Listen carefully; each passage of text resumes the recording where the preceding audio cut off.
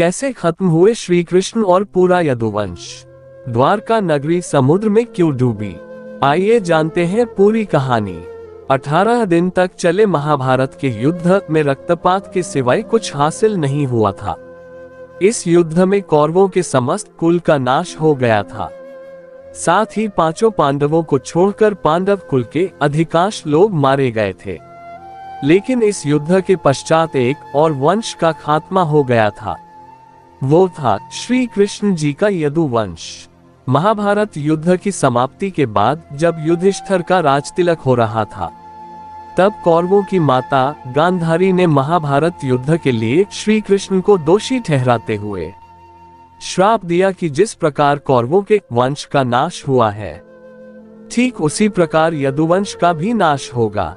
गांधारी के श्राप से विनाशकाल आने के कारण श्री कृष्ण द्वारिका लौटकर यदुवंशियों को लेकर प्रयास क्षेत्र में आ गए थे। यदुवंशी अपने साथ अन्न भंडार भी ले आए थे। श्री कृष्ण ने ब्राह्मणों को अन्नदान देकर यदुवंशियों को मृत्यु का इंतजार करने का आदेश दिया था।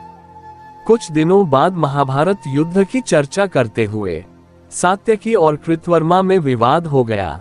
सात्यकी ने गुस्से में आकर कृतवर्मा का सिर काट दिया।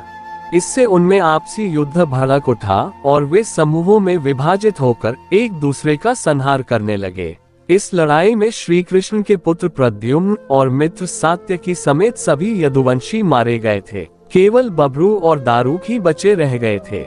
यदुवंश के नाश के बाद श्री कृष्ण के ज्येष्ठ भाई बलराम जी समुद्र तट पर बैठ गए और एकाग्रचित होकर परमात्मा में लीन हो गए। इस प्रकार शेषनाग के अवतार बलराम जी ने देह त्यागी और स्वधाम लौट गए। बलराम जी के देह त्यागने के बाद जब एक दिन श्री कृष्ण जी पीपल के नीचे ध्यान की मुद्रा में बैठे हुए थे, तब उस क्षेत्र में एक जरा नाम का बहेलिया आया हुआ था। जरा एक शिकारी था और वह हिरण का शिकार करना चाहता था। जरा को दूर से हिरण के मुख के समान श्री कृष्ण के पैर का तलवा दिखाई दिया। बहेलिये ने बिना कोई विचार किए वहीं से एक तीर छोड़ दिया, जो कि श्री कृष्ण के तलवे में जाकर लगा। जब वह पास गया तो उसने देखा कि श्री कृष्ण के पैरों में उसने तीर मार दिया है। इसके बाद उसे बहुत पश्चाताप हुआ और वह क्षमायाचना करने लगा। तब श्री कृष्ण ने बहेलिये से कहा कि जरा तू डर मत, तूने मेरे मन का काम किया है। अब तुम मेरी आज्ञा से स्वर्गलोक प्राप्त करोगे। बहेलिये के जाने के बाद वहां श्री कृष्ण का सारथी दारुक पहुंच गया। दारुक को देखकर श्री कृष्ण ने कहा कि वह द्वारिका नगरी जाकर सभी को ये बताए कि पूरा यदुवंश नष्ट हो चुका है और बलराम जी के साथ श्री कृष्ण भी स्वधाम लौट चुके हैं। अतः सभी लोग द्वारिका छोड़ दें, क्योंकि यह नगरी अब जल में मग्न होने वाली है। मेरे माता पिता और सभी प्रियजन इंद्रप्रस्थ को चले जाएं। ये संदेश लेकर दारुक वहां से चला गया।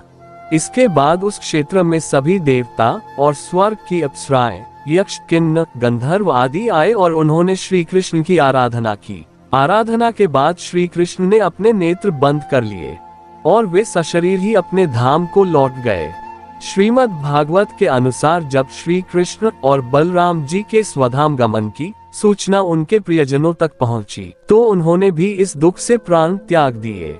देवकी, रोहिणी, वसुदेव, बलराम जी की पत्नियां, श्री कृष्ण की पटरानियां आदि सभी ने शरीर त्याग दिए। इसके बाद अर्जुन ने यदुवंश के निमित्त पिंडदान और श्राद्ध आदि संस्कार किए। इन संस्कारों के बाद यदुवंश के बचे हुए लोगों को लेकर अर्जुन इंद्रप्रस्थ लौट आए। इसके बाद श्री कृष्ण के निवास स्थान को छोड़कर शेष द्वारिका नगरी समुद्र में डूब गई। श्री कृष्ण के स्वधाम लौटने की सूचना पाकर सभी पांडवों ने भी हिमालय की ओर यात्रा प्रारंभ कर दी थी। इसी यात्रा में ही एक एक करके पांडव भी शरीर का त्याग करते गए। अंत में युधिष्ठिर सशरीर स्वर्ग पहुँचे थे। संत लोग ये भी कहते हैं कि प्रभु ने त्रेता में श्री राम के रूप में अवतार लेकर बाली को छुपकर तीर मारा था। कृष्णा अवतार के समय भगवान ने उसी बाली को जरा नामक बहेलिया बनाया और अपने लिए वैसी ही मृत्यु चुनी जैसी बाली को भगवान श्री राम ने दी थी। दोस्तों, आपको ये कहानी पसंद आई हो तो वीडियो को लाइक करें और चैनल को सब्सक्राइब करें और हमारी वीडियो को ज्यादा से ज्यादा शेयर करें। थैंक यू दोस्तों।